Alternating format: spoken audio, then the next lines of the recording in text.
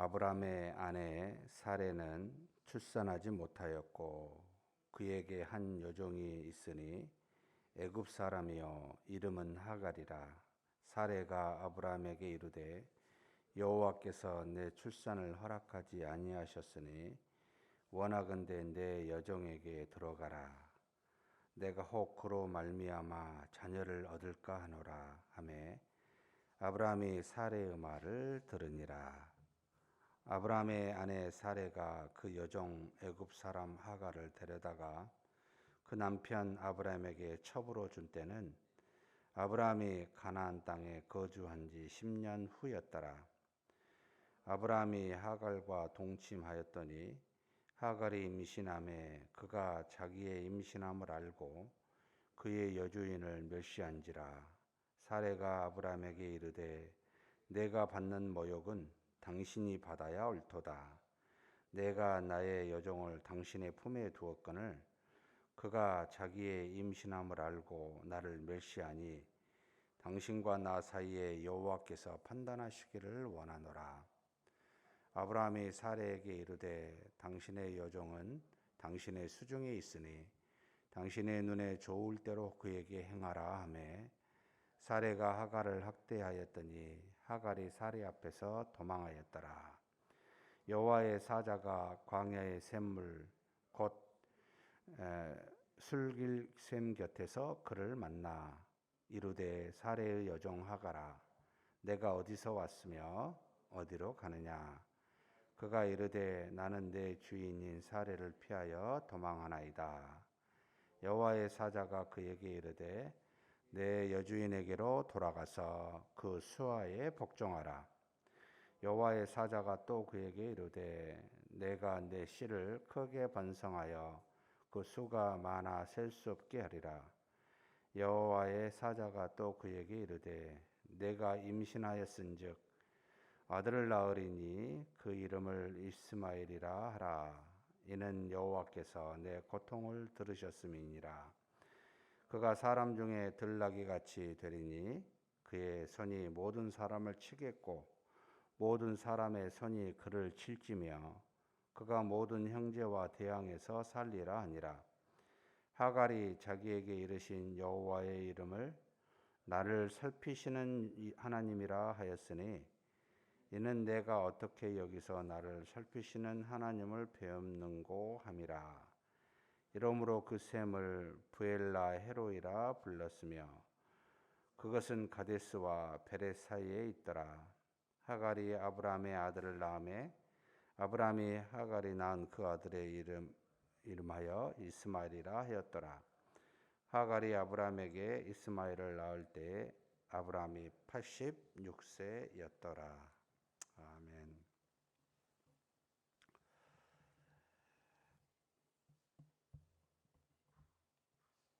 우리가 알지 못하는 작은 일이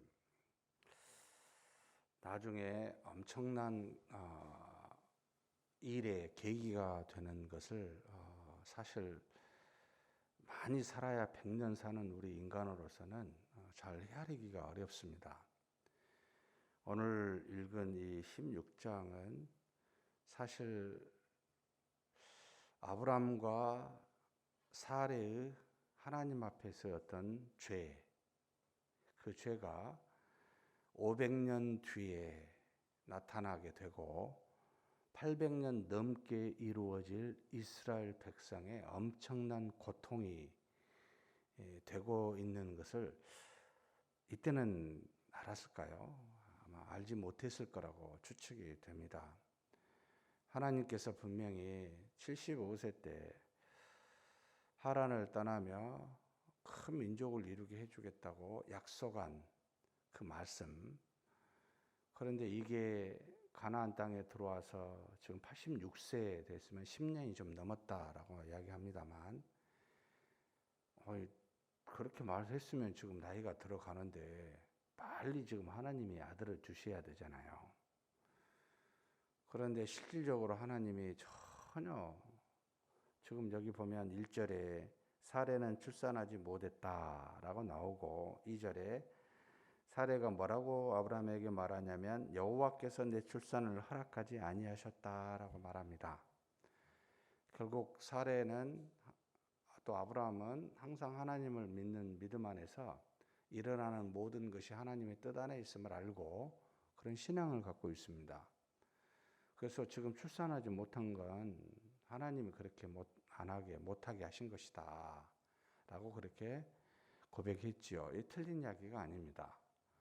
그런데 문제는 하나님이 약속한 것이 이루어지지 아니할 때 지금 여기 인간적인 이제 방법을 쓰는 겁니다. 하나님은 약속하셨고 약속하신 것이 안 되는데 자기에게 있는 여종이 있는 거예요. 여종의 민족은 애굽 사람입니다. 어떻게 여종이 되어 있는지는 알 수는 없습니다. 아무튼 이 여종 하갈이라고 하는 이 애굽 사람이 자기 수중에 있고 눈에 보이고 하나님께서 이를 통하여 혹 아들을 주실 수도 있겠다라고 하는 생각을 하게 됩니다. 우리가 열심히 하나님께 기도했는데 응답이 안 돼요. 딱 눈을 들어 보니까 이렇게 하면 되겠네? 라고 하는 주변의 환경적 요소가 있어요. 그래서 그것을 취합니다. 이렇게도 하나님이 주실 거라고 생각하고 그렇게 해서 취한 것이 결국 첩입니다. 2절에 가만히 읽어보면 사레가 아브라함에게 이르되 여호와께서 내 출산을 허락하지 아니하셨으니 원하건대 내 여종에게 들어가라. 내가 혹 그로 말미암아 자녀를 얻을까 하노라. 하매 아브라함이 사레의 말을 들으니라. 사레가 그런 생각을 했으면 아브라함이 아니야. 하나님이 반드시 응답하실 거야. 우리 인간적인 방법으로 하지 말고 좀 더 기다려보자. 이렇게 함이 마땅합니다. 그런데 그냥 또 사례가 말하니까 그래 그럴 수도 있겠네. 하나님이 이렇게도 응답하실 수 있네. 라고 생각해서 취합니다. 그렇게 해서 인간적인 방법으로 사실 이때 좀 이래 해봤으면 안 됐을까요?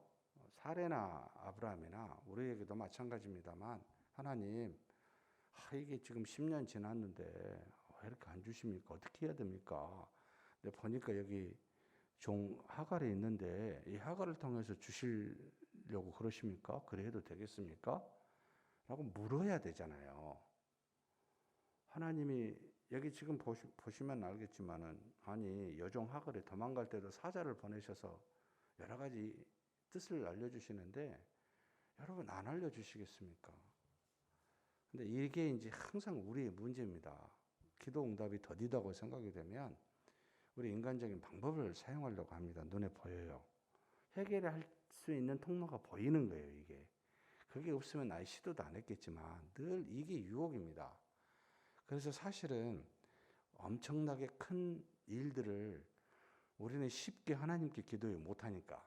근데 굉장히 사소한 것은 할 수 있으니까 이걸 기도를 안 하는 게 그래서 여러분 작은 일이요 훨씬 더 순종하기 어렵습니다.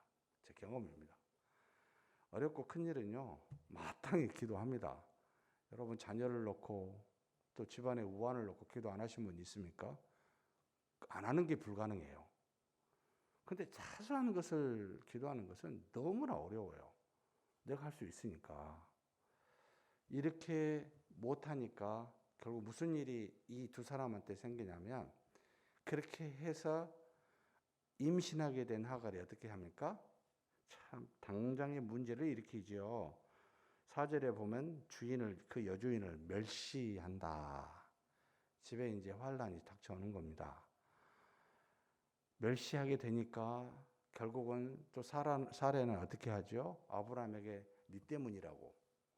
네 품에 줬으면 네가 관리 잘해야지. 왜 내가 이것을 너한테 선을 베풀었는데 죄송합니다. 제가 조금 격하게 말한 건데요.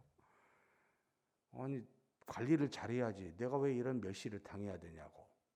사실 틀린 이야기가 아니죠. 마땅한 이야기입니다. 상당히 동등한 관계를 갖고 있다는 느낌을 갖는데 아브라함이 뭐라 합니까? 미안하지요. 여종은 네 시중에 있으니까 마음대로 해. 눈에 좋은 대로 해. 괜찮아. 힘을 실어줍니다.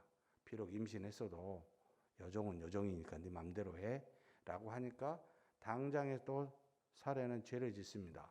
학대를 합니다. 우리의 잘못을 하나님 앞에 범하게 되면 뒤따라오는 것은 그 죄에 대한 열매들입니다. 그리고 이 열매는 뒤에 가나안 땅에 여러분 이삭, 야곱의 12지파가 일어나고 결국은 애굽에서 430년 뒤에 이 가나안 땅을 정복한 뒤에 이스마엘이라 후손들이 결국은 800년 넘게 끊임없이 하나님이 택한 이삭의 후손들을 괴롭히는 일들이 일어나게 되는 엄청난 아픔들이 오게 됩니다. 우리의 죄는 당대에 고통을 주기도 하지만 후에 엄청난 어려움과 고난을 줄 수 있구나. 정말 하나님은 놀랍습니다. 그러면서 하갈을 하나님이 도우십니다. 도망가요. 뭐라고 말하냐면 사자를 통해서 네가 도대체 왜 여기 왔냐고 이야기했겠죠. 뭐라고 이야기합니까? 돌아가라고. 내 유주인에게 돌아가 그 수하에 복종하는 것이 맞다. 하나님의 뜻은 이미 하나님께서 아브라함과 사라와 이삭을 통해 가고자 하는 그 뜻이 정해져 있고 너는 여종으로서 애굽 사람으로서 수하에 순종하는 게 맞다는 겁니다. 근데 하나님이 이 죄로 낳은 하갈의 이스마엘을 보살피는 일도 하신다는 것도 보여주십니다. 내가 내 씨를 번성하게 하고 많이 수가 셀 수 없게 하겠다. 그리고 아들을 낳을 텐데 이름을 이스마엘이라 해라. 하나님이 내 고통을 돌아보신다. 이름이 이스마엘이라 해라. 그리고 그 이스마엘은 들나귀 같을 것인데 내 주변의 형제 자매를 칠 것이고 내 주변의 형제 자매도 너를 칠 것이다. 험난한 삶을 예고합니다. 그리고 그래도 내가 생존하게 될 것이다 말하고 난 다음에 그렇게 하고 돌아가게 하시고 이제 하나님의 사자는 떠나게 됩니다. 하나님은 우리 죄를 마땅한 그 죄에 따른 심판을 주시지만 심판받은 그 죄인을 또한 돌아보신다. 살펴보신다. 그래서 이 하갈이 그곳 지명을 뭐라고 이야기합니까? 나를 살피시는 하나님을 내가 만났다고 부엘라 헤로이라고 말합니다. 하나님은 우리가 죄를 지었을 때도 반드시 돌아보시는구나. 살피사 인도하시는구나. 여러분 정말 놀라우신 하나님이시잖아요.